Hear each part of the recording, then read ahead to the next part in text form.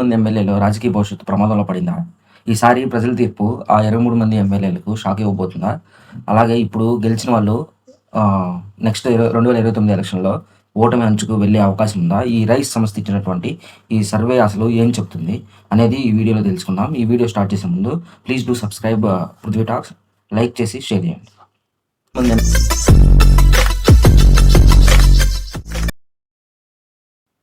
రీసెంట్‌గా ఈ రైస్ సంస్థ అనేది ఒక సంచలన సర్వే అనేది ఇచ్చింది.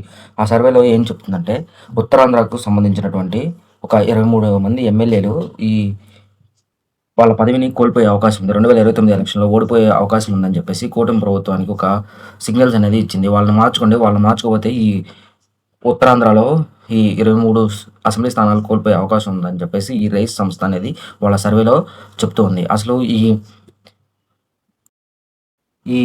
23 మంది ఎమ్మెల్యేలు మాత్రమే ఓడిపోతారా అంటే అలా అని ఖచ్చితంగా చెప్పలేము. ఎందుకంటే గతంలో 1 ఇయర్ ఈ కూటమి ప్రభుత్వం పనితీరు అయిపోయిన తర్వాత చాలా సర్వేలు దాదాపు ఒక 110 మంది ఎమ్మెల్యేలు వాళ్ళ ఓటమిని చూస్తారు నెక్స్ట్ ఎలక్షన్‌లో అని చెప్పేసి చెప్పినాయి. అయితే ఇప్పుడు ఈ 23 మంది ఎమ్మెల్యేలు కూడా ఎందుకు ఇలా చెప్తున్నారంటే ఉత్తరాంధ్రకి సంబంధించినటువంటి ఈ శ్రీకాకుళం, పార్వతీపురం, విజయనగరం, అనకాపల్లి, విశాఖపట్నం అలాగే అల్లూరి సీతారామరాజు జిల్లాకు సంబంధించినటువంటి ఈ 23 మంది ఎమ్మెల్యేలు డేంజర్ జోన్‌లో ఉన్నారని ఈ రైస్ సంస్థ అనేది చెప్తుంది. అసలు ఈ 23 మంది ఎమ్మెల్యేలు ఎందుకు డేంజర్ జోన్‌లో ఉన్నారు అని గనక మనం గమనించుంటే వీళ్ళు వీళ్ళలో చాలామంది కూడా ఇప్పుడు అధికారంలో ఉన్నారు.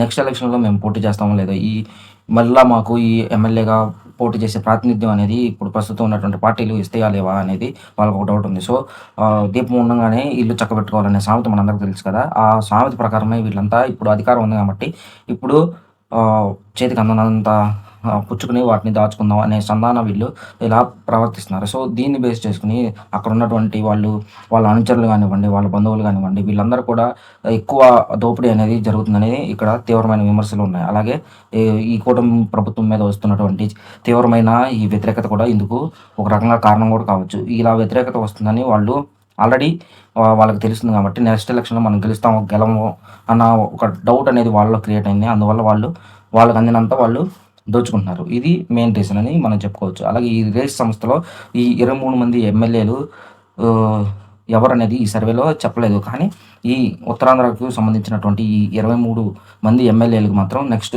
2029లో ఖచ్చితంగా గెలవరు అని చెప్తుంది. సో, ఇప్పుడు ఈ కూటమి ప్రభుత్వం అప్రమత్తమయ్యి వాళ్ళని సరైన గైడెన్స్ ఇచ్చి వాళ్ళని మంచిగా ఇక ముందు కూడా నడిపిస్తే ఏమన్నా అవకాశం ఉండొచ్చు గానీ ప్రస్తుతం ఉన్న పరిస్థితిని బట్టి చూస్తే అక్కడ వైఎస్ఆర్‌సీపీ చేస్తున్నటువంటి ఒక కార్యక్రమాలు గానివ్వండి, రీసెంట్‌గా జరిగినటువంటి బోట్ ఇన్సిడెంట్స్‌లో జగన్ గారు ఎళ్లి అక్కడికి పరామర్శించిన విధంగా బట్టి కానివ్వండి, అలాగే ఇక్కడ భీమిలిలో జరిగినటువంటి మీటింగ్ ఎవరైతే ఈ ఫీడ్ రేట్లు పెంచారని చెప్పేసి వాళ్ళని అక్వా రైతుల్ని పరామర్శించినటువంటి తీరు గానివ్వండి, ఇవన్నీ చూసి ప్రజలు ఎక్కువ వైఎస్ఆర్‌సీపీ వైపు మొగ్గు చూపుతున్నారు. అలాగే వైఎస్ జగన్ గారు అధికారంలో ఉన్నా, లేకపోయినా గానీ వాళ్ళకు ఇస్తున్నటువంటి భరోసా గానివ్వండి, సహాయం గానివ్వండి, వీటిలన్నిటిని చూసి ఎక్కువ వైఎస్ఆర్‌సీపీ వైపు మొగ్గు చూపుతున్నారు. అదేవిధంగా వీళ్ళు ఈ 23 మంది ఎమ్మెల్యేలు ఎవరైతే ఉన్నారో వాళ్ళు స్వయంకృత అపరాధాలు బేస్ చేసుకొని కూడా జనాల్లో చాలా తీవ్రమైన వ్యతిరేకత